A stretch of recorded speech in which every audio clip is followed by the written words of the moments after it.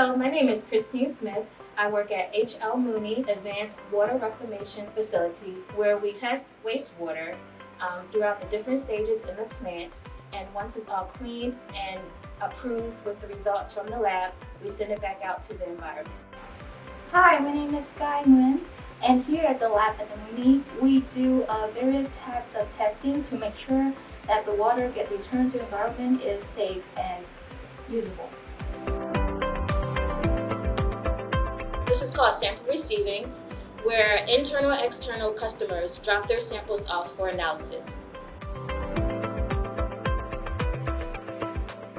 This is where we do our alkalinity testing. So alkalinity of a sample is the capacity of the sample to neutralize an acid or to resist the change in the pH. Without this capacity, if any acid added to the water would cause an immediate change to the pH. And this would make the water become very corrosive, can cause damage to our household plumbing, and toxic compound like copper and lead can be leaked out of the pipe. Therefore, our test is to make sure that we maintain a certain level of alkalinity in the water throughout the whole treatment process. So this is a sample of our wastewater.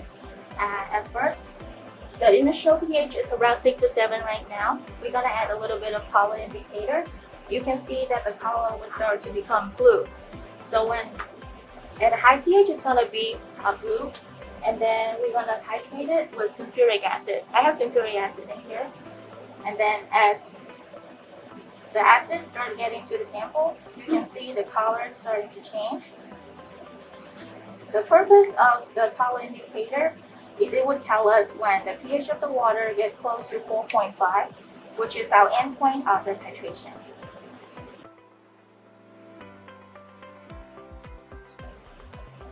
So now you can see it's starting to get a little bit to the green.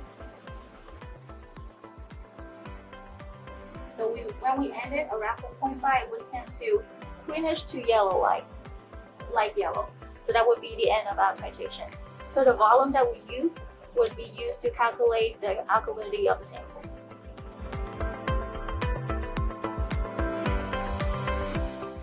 So this is our filtration process here. As you see, this sample has a lot of solids in it.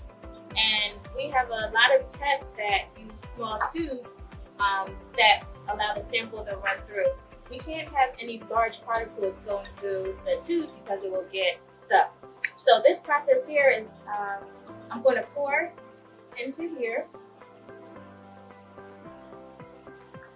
it has a filter pad on here. So it's a vacuum suction and it's filtering all of the solids out. So what remains is solid free down here. So once it's finished filtering, I can show you the filter pad of how all the solids was kept on the filter pad versus down here. So this is done. And as you see, all of the solids were stuck on here versus inside of here. So now this can go through this instrument without being clogged. So here's a comparison of unfiltered versus filtered sample. Hello, my name is Zach Dahlgren, and I'm one of our laboratory specialists here at the Mooney treatment plant. Currently, I am working on operating our Latchet machine. And this machine is analyzing for phosphorus and nitrogen, which are two important nutrients that we are removing throughout the water treatment plant. I am going to press start on this machine, and it is going to begin to automatically extract some samples that I have poured up over here.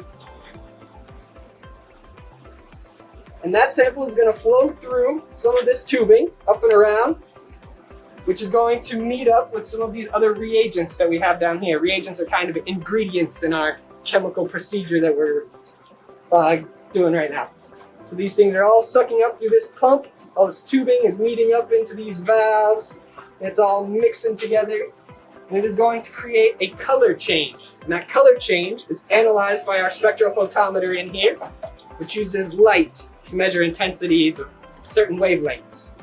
And that will produce results for us that we can report to the state and to our operators and help run our treatment plant. So it's currently trying to process all this. Eventually, this program will start to produce some peaks. And those peaks are going to be measured using the software, and that will produce our results. These peaks are of total Kjeldahl nitrogen, which is a type of nitrogen we analyze for. And then this is analyzing total phosphorus, is what these peaks show. Nitrogen and phosphorus are two of the main nutrients that cause to eutrophication in rivers, and they're very common in wastewater. So we need to remove that, otherwise it'll end up in the river, which will lead to eutrophication, which leads to algae blooms, which harm aquatic life, and it's bad stuff. So we're trying to do our part. Hello, this test, IDEX, is testing for the E. coli that's in the water. Right here, you'll see a tray. It's clear, which means there is no E. coli present. But if you see this one, you'll see a yellow tint to it, which means that it could be for total coliform or E. coli, but we really won't know until we put it inside the UV light. What you're looking at now is a non-detect for E. coli. This right here, you'll see that it has some glow to it because E. coli is present. E. coli can cause severe stomach cramps, bloody diarrhea, and vomiting. We may be exposed to E. coli through contaminated water. The last step in the treatment process is putting it through a UV light before it's being sent back out to the environment. Hi everyone, I'm Mike Mayo. I'm a laboratory specialist here at the Moody plant. My specialty is metals, so I'm going to be telling you a little bit about what's called atomic absorption spectroscopy. And the instrument we're going to be using today is called the AA Flame. It's this instrument right here. Basically what it does is takes up fluid using this auto sampler and feeds it through to this piece of machinery called the nebulizer. The nebulizer makes a spray. The flame ignites using acetylene gas, and it can create some really interesting colors. What ends up happening is we chart the absorption of light from a detector on one side of the machine to correlate with the concentration. So the more absorption of light that the flame produces, the higher the concentration of the element. On this machine, we'll test things like copper, calcium, zinc, magnesium, and these might sound like things that you find in your vitamins or something like that, or things that your doctor might tell you to have.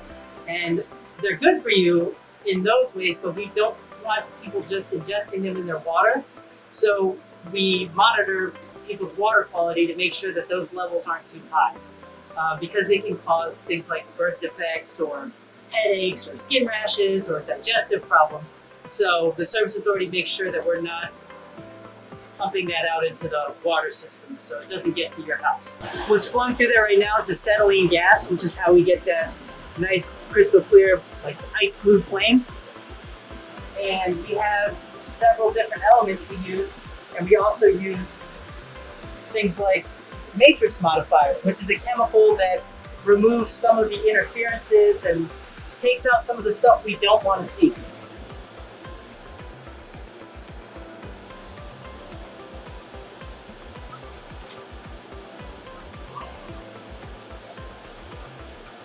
So again, it's in the samples in the cup, and now it's pumping through. That's a little bit of air. Now you see this white flame, and we're able to get a result from that. That'll tell us how much calcium or different elements will produce different colored flames.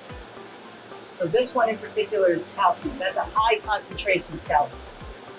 If we saw that in a customer sample, we would do some investigation to find out what was causing it. So we have different colors too that happen sometimes. So now I'll show you one that has a whole bunch of different elements in it that we use as a quality control check when we're doing analysis. We call it an ERA. This is the name of it. So we have different colors too that happen sometimes when we're doing this analysis. It's actually it can be really fun.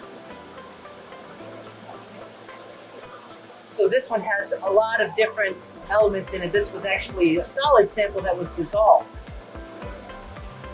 And it's going to produce a bright orange color.